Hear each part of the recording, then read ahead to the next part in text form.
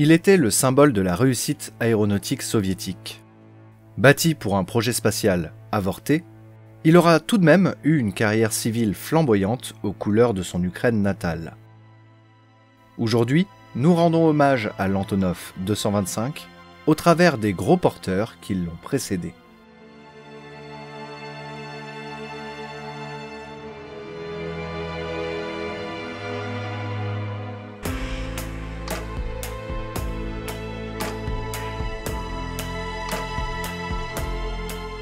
Dans les années 30, un constructeur aéronautique russe se démarque particulièrement en termes d'innovation. Andrei Tupolev, aux commandes de la firme du même nom, s'inspire de son homologue allemand Hugo Junkers pour développer des bombardiers et avions de transport efficaces.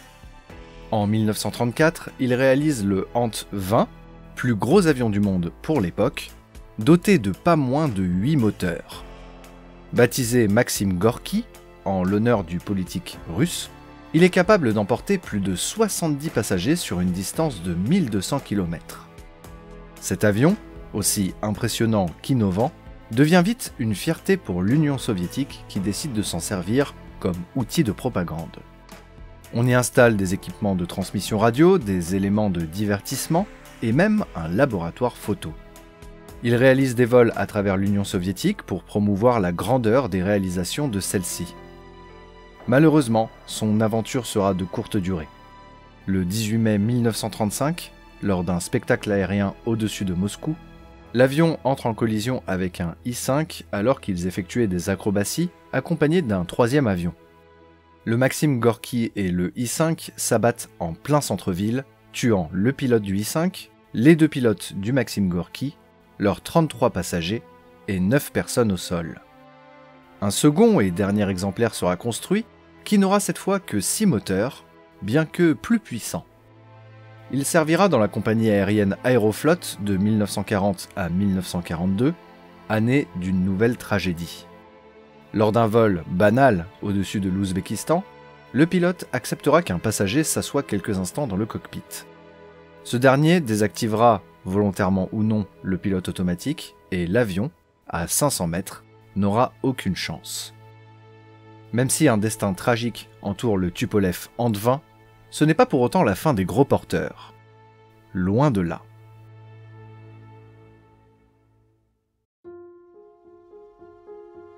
À peu près au même moment, en Allemagne, Messerschmitt conçoit le Me-323 Gigant, doté de 6 moteurs et capable de transporter un char Panzer sur plus de 1000 km. D'abord conçu comme un planeur à train largable, il est progressivement amélioré et produit en série. Il sera utilisé sur le terrain lors de la Seconde Guerre mondiale, mais souffrira d'un gros problème de motorisation, le rendant sous-performant et même compliqué à faire voler. Aucun des 200 exemplaires ne survivra à la guerre, mais il reste un vrai tournant dans l'aviation de transport. Du côté américain, le riche ingénieur Howard Hughes planche sur le H-4 Hercule, hydravion de transport totalement hors norme. Conçu en bois, doté de 8 moteurs, il répond à un besoin de l'armée américaine de transporter du matériel en Europe autrement que par des bateaux, trop souvent la cible des U-boats allemands. Plus gros avion du monde à l'époque, il est théoriquement capable de transporter 2 chars ou 750 soldats sur près de 5000 km. Financé par l'armée américaine et Howard Hughes lui-même, l'unique exemplaire fait un court vol d'essai en 1947, soit 2 ans après la guerre, alors qu'il n'est déjà plus nécessaire. Ce petit bond à 21 mètres de l'eau pendant 1,5 km sera aussi son dernier. Ses dimensions et sa masse ne seront dépassées que bien plus tard, et il reste aujourd'hui l'avion le plus haut jamais construit. L'unique exemplaire est aujourd'hui exposé dans un musée de l'Oregon, en parfait état.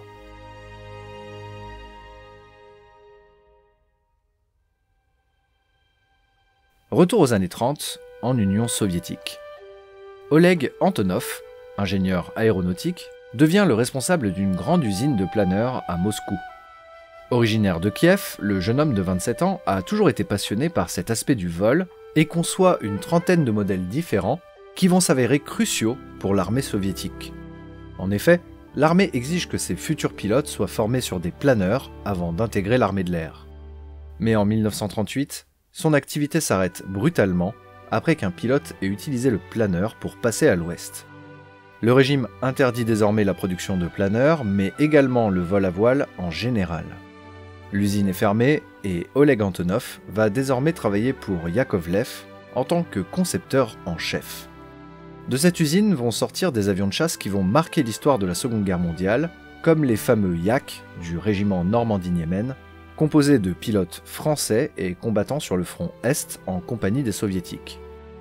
Après la Seconde Guerre mondiale, Oleg Antonov a prouvé ses capacités à concevoir des avions innovants, et c'est dans ce cadre que le bureau d'études 153 qu'il dirige s'établit à Kiev et se penche sur une commande de l'armée soviétique.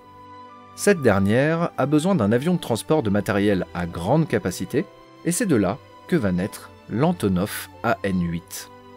Doté de 2 moteurs, d'une rampe de chargement arrière et d'ailes hautes, il est capable de transporter 11 tonnes de matériel ou d'hommes sur de grandes distances. Il sera utilisé par l'armée soviétique avant d'être transformé pour un usage commercial par Aeroflot, la compagnie nationale soviétique, puis d'autres compagnies, notamment en Afrique.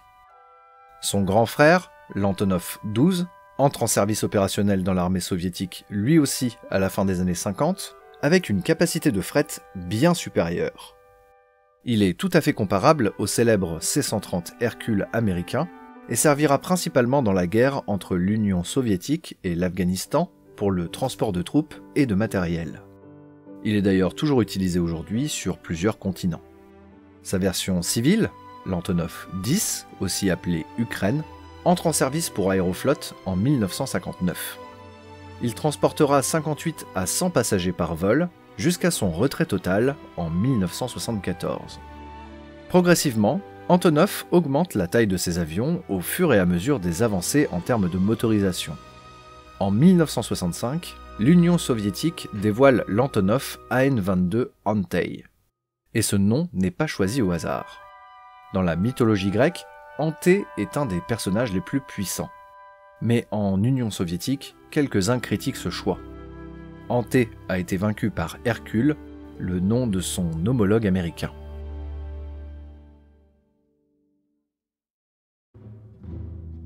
Le but initial de l'Antonov 22 est de pouvoir transporter des missiles balistiques intercontinentaux, nucléaires évidemment, d'une usine au pas de tir. L'avion se base sur le projet VT-22 qui avait été étudié quelques années auparavant. Contrairement au C-130 américain, il est doté d'une double dérive pour aider à la stabilité. Mais ce concept alourdit également l'avion à l'arrière et fragilise sa structure. Oleg Antonov lui-même va alors trouver la solution.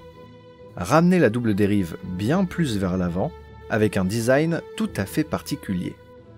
Une autre innovation se loge dans les trains principaux.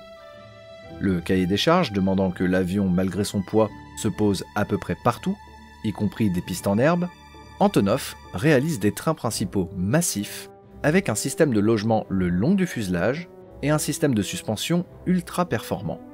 Le tout ajoute un poids non négligeable, mais offre une agilité de l'avion sur les pistes en herbe. D'ailleurs, la soute de train sert aussi de point d'embarquement de l'équipage, un concept assez novateur, et de réservoir de carburant supplémentaire. L'Antonov 22 hérite d'une motorisation excellente, et l'étude en soufflerie permet de limiter les perturbations des hélices sur l'avion lui-même.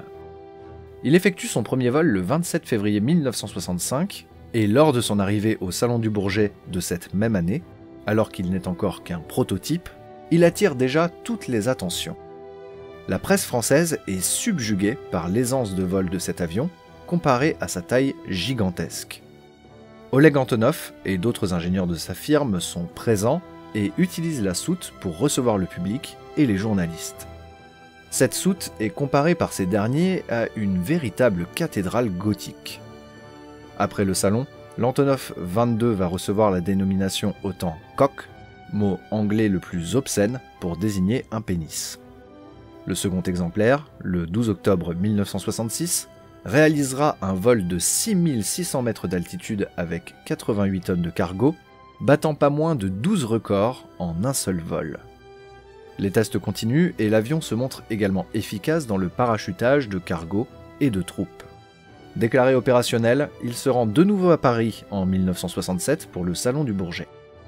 Comme en 1965, il ne fera pas de démonstration aérienne, mais réalisera plusieurs vols entre la Russie et la France afin de transporter sur le salon des pièces d'exposition, dont une capsule spatiale Vostok. Mais un autre vol fera rentrer l'Antonov 22 dans l'histoire. Le 17 octobre 1967, il volera à plus de 7800 mètres avec un cargo de 100 tonnes. Même si plus tard des avions battront ce record de cargo par altitude, l'Antonov 22 détient encore aujourd'hui 41 records du monde non battus. Ces ingénieurs seront tous décorés par le régime soviétique pour leur incroyable réalisation, allant des médailles de héros du travail jusqu'au prix Lénine.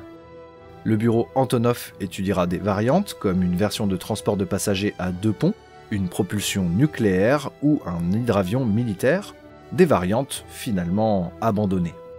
L'Antonov 22 restera tout de même le fleuron du transport lourd et de passagers en Union soviétique, et il est toujours utilisé aujourd'hui.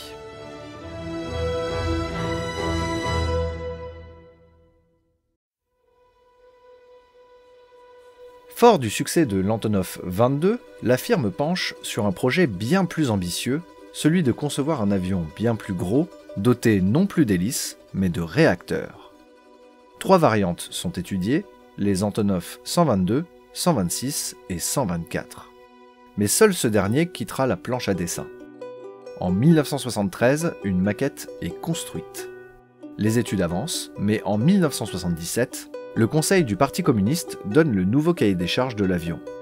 Pendant que la firme Antonov planche sur sa conception conformément aux ordres, l'avion reçoit un nom, Ruslan. Ce nom vient encore une fois d'un personnage fictif, cette fois du folklore russe. Selon le poème Ruslan et Lyudmila, ce héros est un chevalier russe immortel. Dans les bureaux de Kiev, les ingénieurs travaillent à pas moins de 540 versions possibles de l'avion. 185 maquettes sont réalisées pour les tests en soufflerie et de nouveaux matériaux permettent d'en améliorer les performances. À l'initiative d'Oleg Antonov lui-même, et pour la première fois, une soute de test est construite et différents véhicules de l'infanterie soviétique s'y placent de différentes manières pour tester les configurations optimales. Une autre nouveauté, l'avion pourra embarquer du cargo à la fois par le nez et par la queue, réduisant drastiquement le temps de chargement total.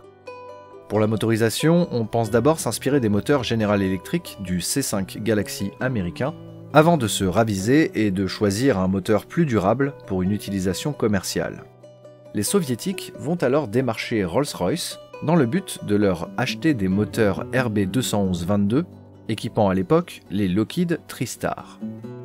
Évidemment, l'objectif caché est d'en acheter quelques-uns pour les copier par rétro-ingénierie. Les Britanniques, sentant venir l'espionnage industriel, refusent la transaction. Les Soviétiques se voient donc contraints de passer un certain temps et beaucoup d'argent à développer leur propre moteur pour le Ruslan.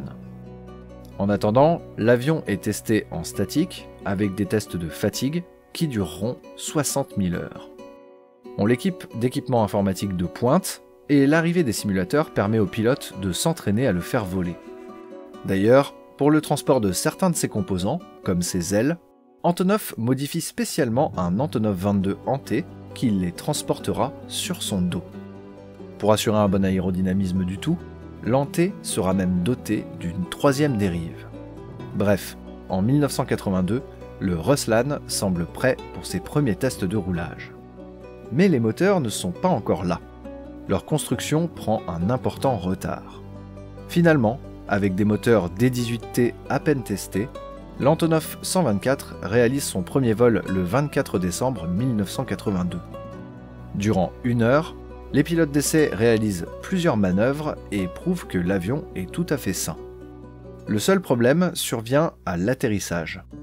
Une trappe de train est totalement détruite. Malgré ce problème, non anticipé et vite résolu, le Ruslan semble avoir un superbe avenir devant lui.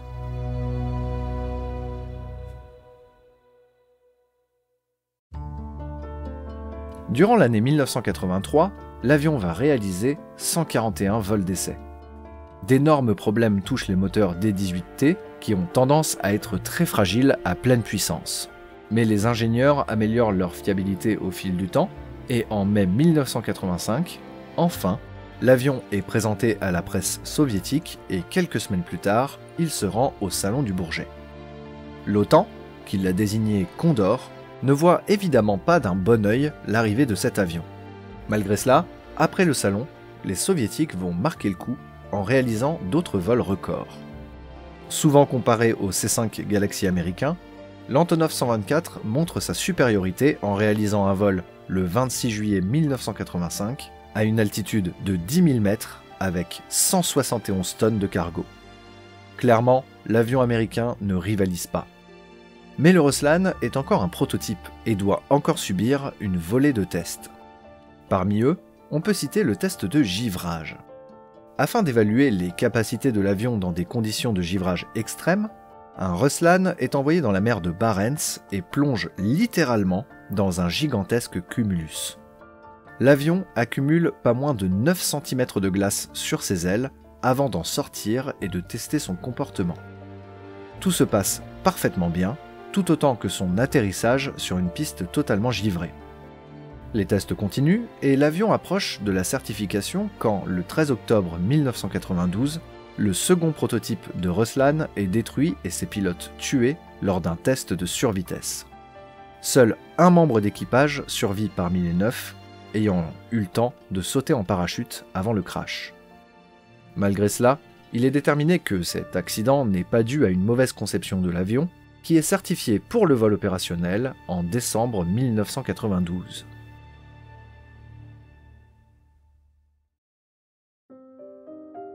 Avec la chute de l'URSS, le Ruslan devient à la fois un outil pour les militaires russes, mais également pour les civils, et même l'OTAN. Tout comme son prédécesseur, l'Antonov 22, des dizaines de projets de variantes vont émerger des bureaux d'Antonov, puis abandonnés. Cela ne va pas l'empêcher de devenir un outil incroyablement performant et polyvalent. Aux mains d'entreprises civiles, comme Libyan Air Cargo et surtout Antonov Airlines, les Ruslan vont avoir une carrière de transport de matériel à travers le monde. On peut citer les livraisons de satellites vers la Guyane ou la Floride, le transport du Paris-Dakar en 2000 suite à des menaces de sécurité, ou son intense contribution au transport de matériel médical lors de l'épidémie de Covid-19. Plus de 30 ans après son entrée en service opérationnel, le Ruslan reste aujourd'hui un outil absolument incontournable de nombreuses industries et acteurs privés, tout autant que pour le transport de matériel militaire de toutes les nations. Malheureusement, Oleg Antonov ne verra pas l'entrée en service de l'Antonov 124, puisqu'il décède en 1984, alors que l'avion est encore en phase de test. Ce génie ukrainien ne verra pas non plus voler un avion sur lequel ses ingénieurs allaient travailler immédiatement après sa mort. Un avion conçu dans l'unique but de concurrencer les États-Unis dans le spatial. Un avion qui va à nouveau placer le nom Antonov dans les livres de records et les livres d'histoire. Et cet avion, c'est l'Antonov 225 Mriya.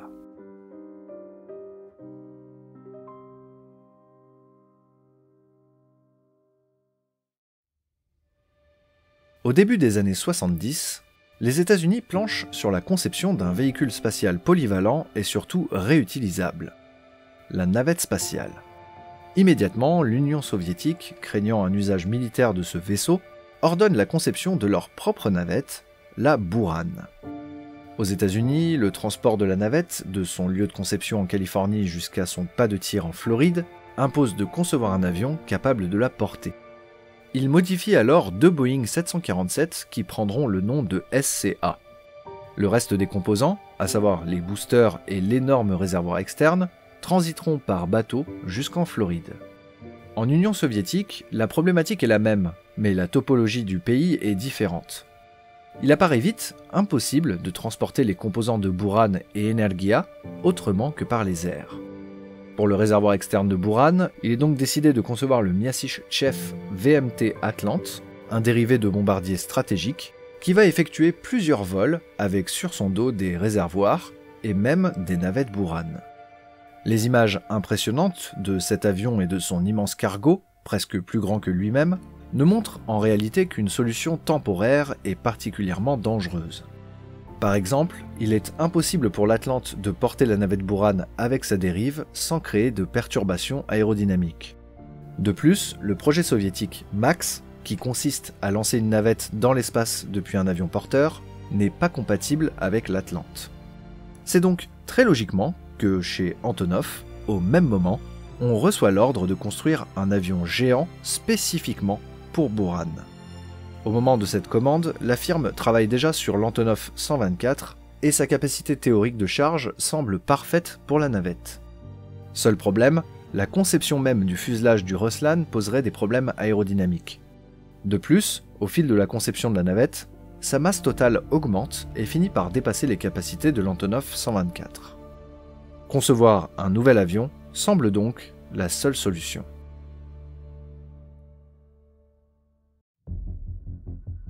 À cette époque, l'Union soviétique est tout de même peu prospère et le programme Buran coûte déjà très cher. Il semble donc impensable de partir d'une feuille blanche pour concevoir l'avion qui la transportera. Les ingénieurs d'Antonov vont donc plancher sur une sorte d'Antonov 124 à plus grande échelle, en essayant au maximum de réutiliser ses composants pour éviter de nouveaux coûts de développement. On réutilise une partie des ailes et du fuselage des Ruslan, on retire l'unique dérive pour en placer une double plus adaptée à Buran, et on ajoute 2 moteurs supplémentaires. La double dérive est le résultat de l'apprentissage d'Antonov sur l'AN-22, et la soute avant rabaissable, un direct héritage du Ruslan. En revanche, on supprime la rampe de cargo arrière. On installe également des structures d'attache permettant de fixer le cargo sur le dos de l'avion, ainsi que des points d'attache à l'avant et à l'arrière pour renforcer le tout. À l'intérieur, la soute n'est que très légèrement différente du Ruslan. Elle n'est que de 7 mètres plus longue et 10% plus large en volume. Enfin, on ajoute 2 jeux de trains principaux, ce qui totalise 32 pneus sur l'avion. Ce géant, qui est révélé en 1988, prend le nom d'Antonov 225 Mriya, ce qui veut dire rêve en ukrainien.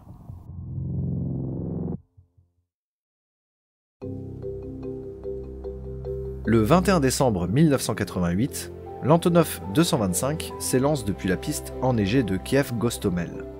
Lors de ce vol d'1 heure et 14 minutes, il va battre 106 records du monde.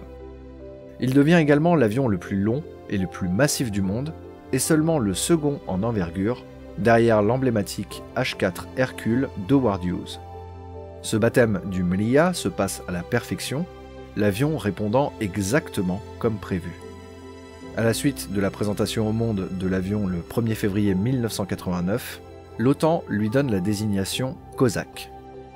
Une vingtaine de jours plus tard, il est présenté au président Gorbatchev qui est subjugué par l'immensité de l'avion. Les tests vont continuer pendant les mois suivants, les records s'accumulant encore et encore. Enfin, le 13 mai 1989, l'Antonov 225 effectue son premier vol de test avec Buran sur son dos, et tout se passe sans aucun problème. Quelques jours plus tard, le 19 mai, les deux partent ensemble de Baïkonour et se rendent à Kiev. Là, ils survolent la ville à seulement 600 mètres d'altitude et profitent de l'arrêt à l'aéroport voisin pour se montrer à des milliers de spectateurs abasourdis. L'avion et sa navette viennent de parcourir 2700 km en 4 heures et 25 minutes avec une aisance surprenante. Mais le plus grand moment de cette épopée reste le Salon du Bourget 1989, où le Mriya arrive avec Buran sur son dos. À la demande des Français, l'avion, avant de se poser, effectue un survol de Paris à basse altitude. Le 225 et Buran marqueront à jamais les esprits des visiteurs du salon et feront couler de l'encre dans la presse à travers le monde. Un événement viendra en revanche assombrir ce magnifique voyage. Le premier jour du salon, un MiG-29 se crachera à la suite d'une collision aviaire. Le Mriya sera chargé de repartir de Paris avec les restes du jet dans sa soute.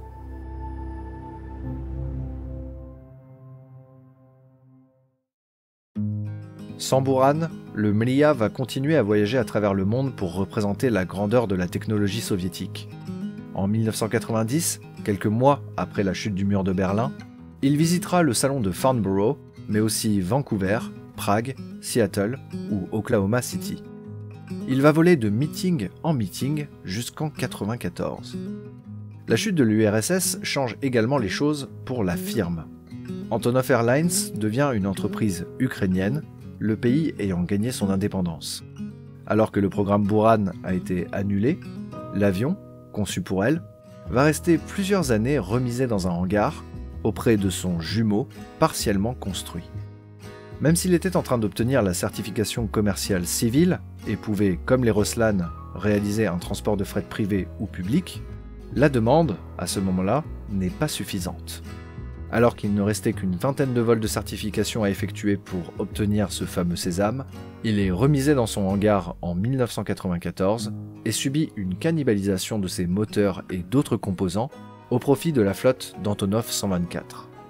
Mais le géant ne va pas rester éternellement en sommeil. La seconde moitié des années 90 vont voir arriver sur le bureau d'Antonov Airlines une demande grandissante pour l'utilisation du Mriya. À l'été 2000, la décision est prise. Il va reprendre du service. Sans aucune aide publique, aux frais d'Antonov Airlines et avec un coup de main du motoriste Motorsish, l'avion est remis en état de vol et est doté de nouveaux moteurs D-18T. Motorsish, en fournissant le moteur et en prenant en charge 30% de la remise en état de l'avion, recevra en échange une part des profits des vols commerciaux. Le 225 reçoit également de nouveaux équipements de pointe et conformes aux réglementations internationales, mais aussi une modernisation de sa soute, et sa masse maximale au décollage passe de 600 à 640 tonnes. Le 9 avril 2001, le rêve revit. L'avion sort de l'usine, prêt à s'envoler à nouveau. Du 7 au 23 mai, il effectue une vingtaine de vols de certification et tout se passe à merveille. Sa première destination internationale, ce sera la France.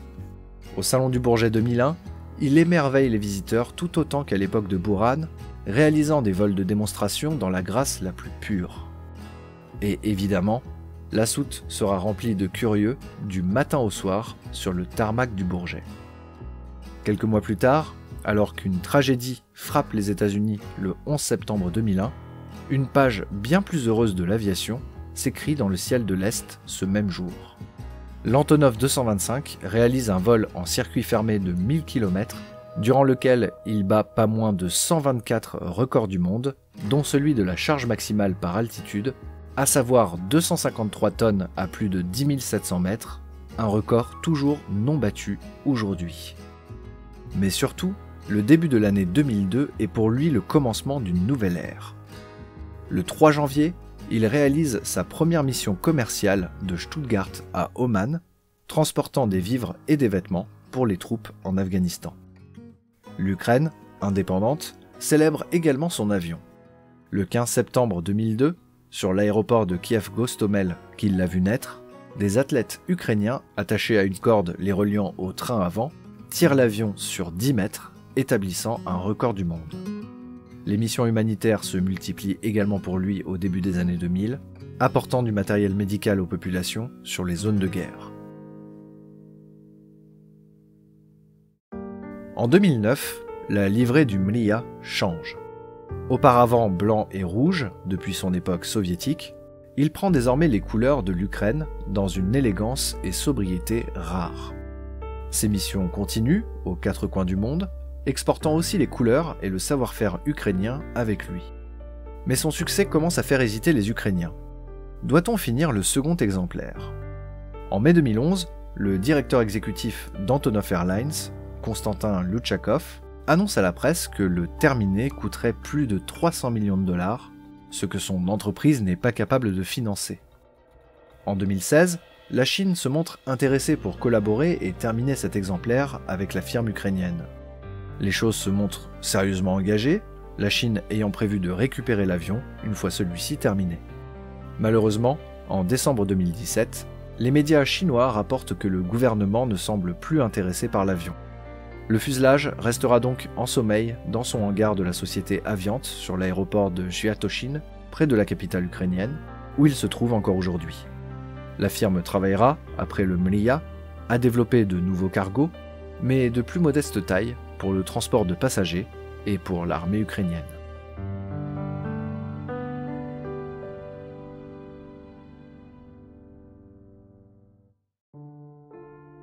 Depuis 2015, Antonov Airlines est rattaché à l'entreprise d'État Ukroboronprom, mais cela ne change pas les missions du MLIA. Il continuera le transport de matériel militaire, commercial et humanitaire à travers le monde, le plus récemment dans la lutte contre la pandémie de Covid-19. Mais le 10 janvier 2022, l'avion est endommagé lors d'un atterrissage en Pologne. Réparé sur place, il termine sa mission et rentre à la base de Gostomel pour subir une maintenance plus approfondie. C'est lors de cette maintenance que l'invasion russe de l'Ukraine est déclenchée. L'avion, incapable de décoller en l'état, se trouve donc sur un aéroport proche de la capitale ukrainienne à la merci de l'ennemi. L'assaut des Russes est donné sur l'aéroport de Gostomel le 24 février. Malgré les démentis d'Antonov Airlines, des rumeurs et informations arrivent d'un peu partout, affirmant que le MLIA aurait été partiellement ou totalement détruit lors de l'assaut.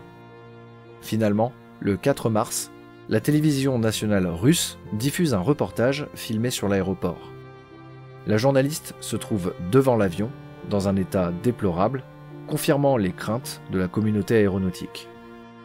À l'heure où cette vidéo est produite, peu d'informations sont disponibles sur les circonstances de cette destruction, ou même l'état précis de l'avion. Selon les Ukrainiens, l'avion aurait été visé délibérément par les Russes, et selon les Russes, l'artillerie ukrainienne serait responsable. Quoi qu'il en soit, l'Antonov 225 était un des symboles les plus forts de l'Ukraine à l'international, mais plus largement une des réussites de l'Union soviétique historique.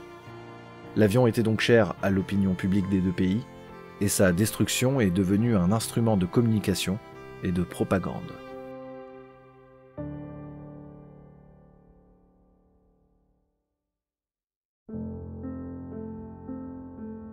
Une question est désormais soulevée par la communauté aéronautique à travers le monde.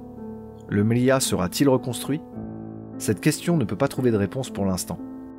Actuellement, il est impossible d'accéder à l'épave et il est possible que, depuis le reportage de la télévision russe, ce qu'il reste de l'avion ait été encore endommagé, volontairement ou non. Le second exemplaire pourrait également servir à le reconstruire, mais il se trouve actuellement sur un aéroport stratégique, à mi-chemin de Gostomel et Kiev, et aurait lui aussi été touché lors d'un bombardement russe. Dans tous les cas, l'issue de cette guerre déterminera la suite, ou non, de l'Antonov 225 MLIA. En cas de victoire, les autorités ukrainiennes ont déjà annoncé qu'elles exigeraient à la Fédération de Russie de reconstruire l'avion à leurs propres frais. En cas de victoire russe, en revanche, il est très peu probable que l'avion renaisse de ses cendres. Dans tous les cas, le reconstruire ne présenterait que très peu d'avantages comparés aux efforts financiers et matériels pour y parvenir. La flotte d'Antonov 124 de la firme ukrainienne est toujours en état, la majorité des avions se trouvant en mission de transport en dehors d'Ukraine quand le conflit a éclaté.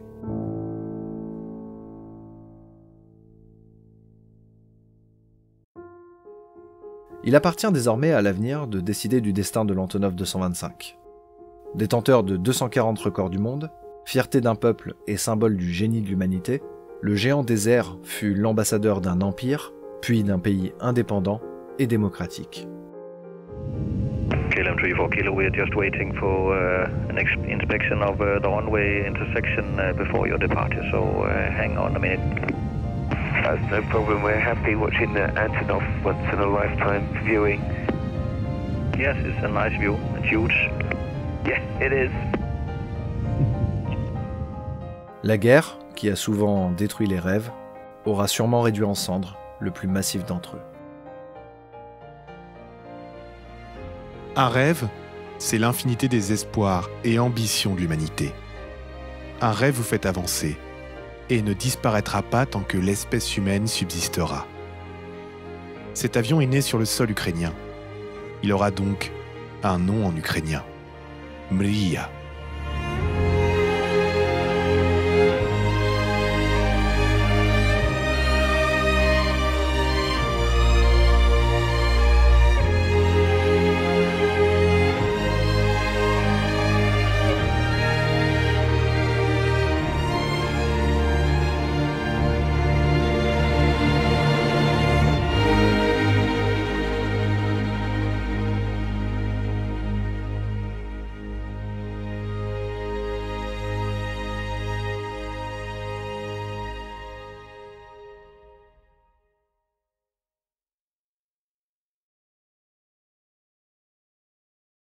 J'espère que cette vidéo vous aura plu, elle a été assez compliquée à faire car l'actualité bougeait en parallèle de l'écriture, et elle a été bouclée, pour votre information, le 21 mars. C'est important de le préciser car du coup les derniers développements sur l'Antonov 225 et son second exemplaire partiel sont encore assez inconnus. Dans tous les cas, si la vidéo vous a plu, laissez un pouce bleu et pour les plus généreux d'entre vous, vous pouvez me faire un don sur ma page Utip. Merci également à Shonks qui a prêté sa voix lors de ces toutes dernières phrases de l'épisode. Et en ce qui me concerne, je vous donne rendez-vous dans 2 semaines pour un nouvel épisode, un très très gros dossier, et on parlera de spatial. Ciao.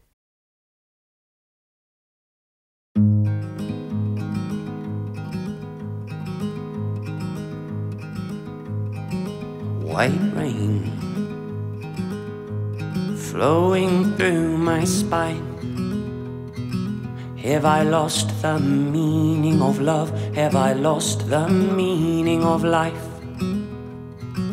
Now the answers don't come easy like they used to when we were young,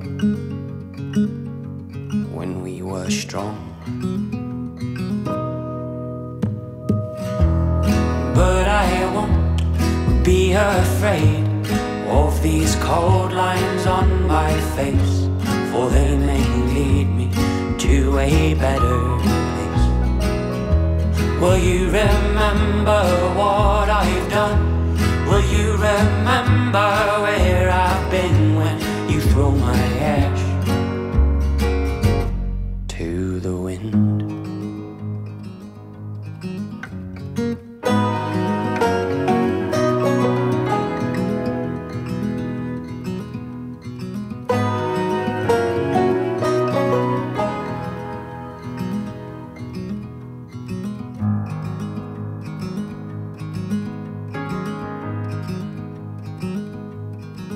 White rain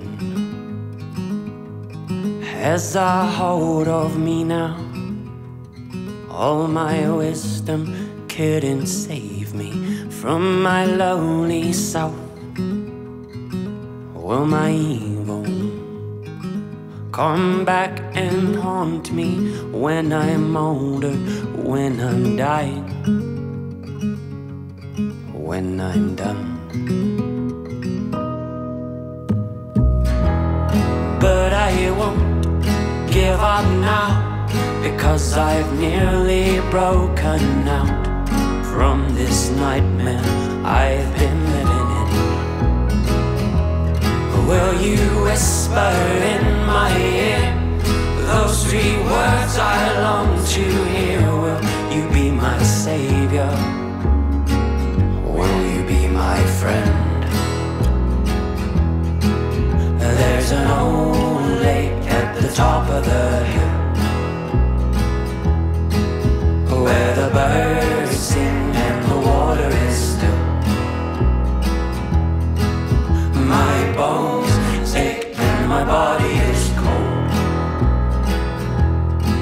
I'm at the end of the line, at the end of the road.